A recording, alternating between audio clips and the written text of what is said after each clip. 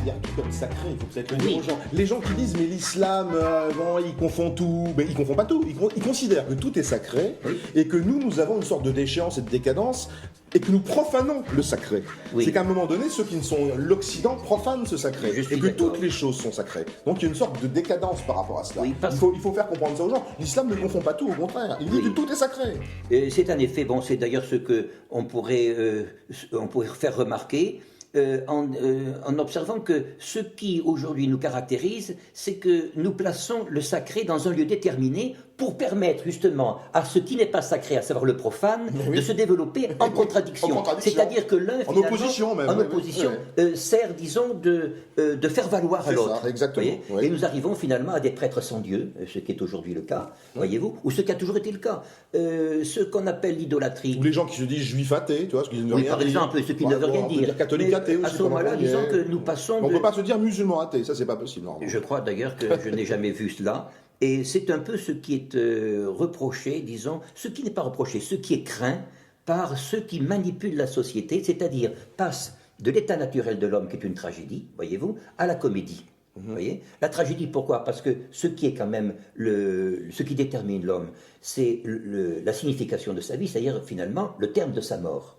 Voyez, toute pensée, c'était celui que Cicéron disait que la philosophie, c'était l'exercice de la mort. C'est comme parce que meditatio, meditari signifie s'exercer, vous voyez, meditatio mortis. Bon, je pense que ce texte de Cicéron est peut-être beaucoup plus rapproché de nous qu'on ne le dit.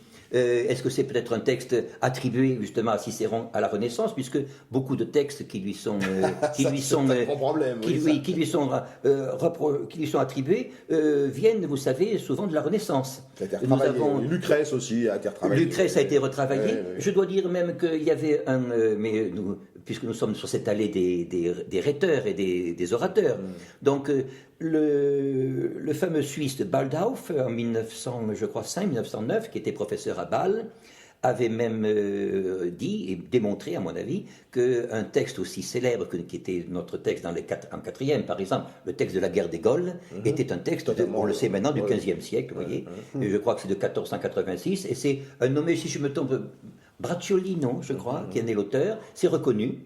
Et bien sûr, maintenant, ça a moins de sens qu'avant, puisque les gens ne font plus de latin, voyez-vous. Mais disons, il y a ce souci souvent d'imaginer, disons, un petit monde qui soit une sorte de drogue, voyez-vous. C'est ce qu'on appelle finalement le préjugé du classicisme, voyez. Et on dit souvent ce qui est classique, c'est sain, ce qui est romantique est malade. En réalité, je crois que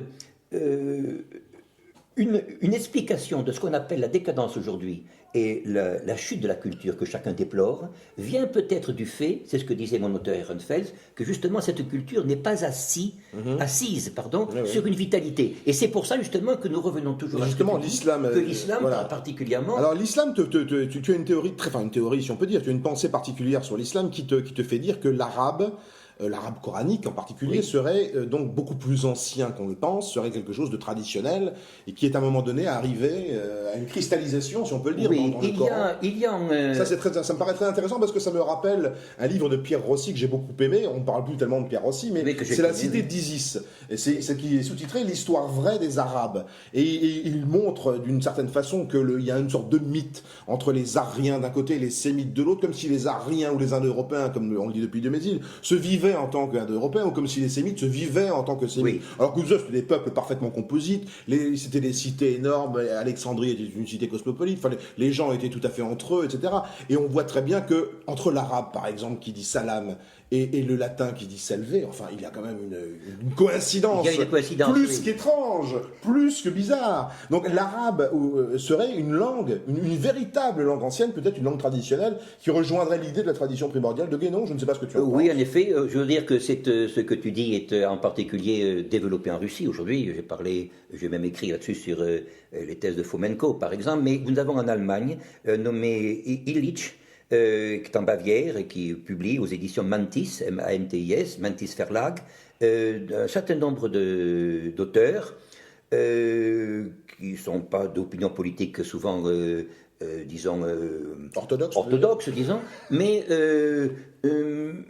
il met en question, par exemple, en cause, disons, la civilisation de Sumer, par exemple, et autres, mais il est certain que, par exemple, un mot comme, on parle de sémite, on dit que ça vient du patriarche Sem, mais en réalité, nous avons le terme de semence, par exemple, le terme de Samen en allemand, qui signifie la semence, et qui naturellement appartient.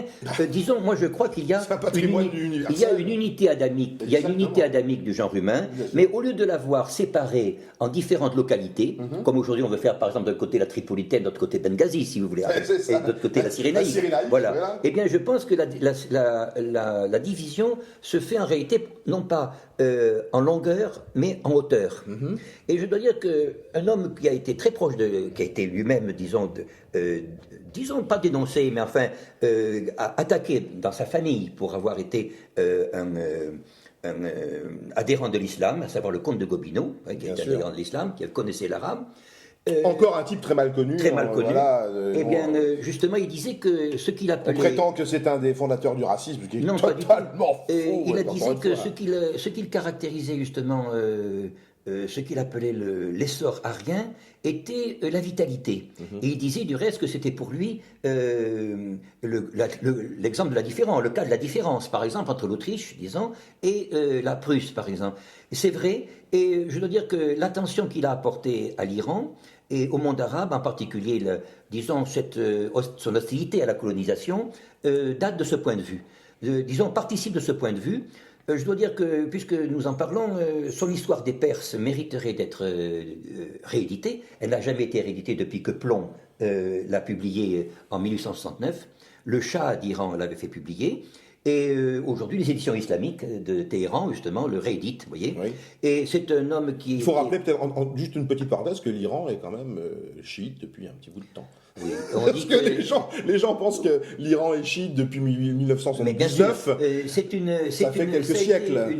Disons que nous sommes sûrs de l'histoire de l'Iran à partir du XVe siècle. Voilà. Bon, vous savez, chacun parle, nous avons connu nous-mêmes, disons, l'Iran antique, l'Iran de Cyrus, etc. Mais en réalité... Dont parle beaucoup Ahmadinejad. Dont parle beaucoup Ahmadinejad, oui, je sais. Il a ce faible, disons, mais qui est tout à fait normal. Il faut quand même, disons, toujours trouver, disons, une référence. Je dois dire l'histoire longue, il y a un côté histoire longue. Je dois dire que ce qui nous intéresse, d'ailleurs, ce n'est pas tant le Cyrus qui a pu exister, que l'idée, justement, que l'idée, cette projection dans l'avenir. C'est son côté anticlérical. Hein, oui, c'est son côté anticlérical.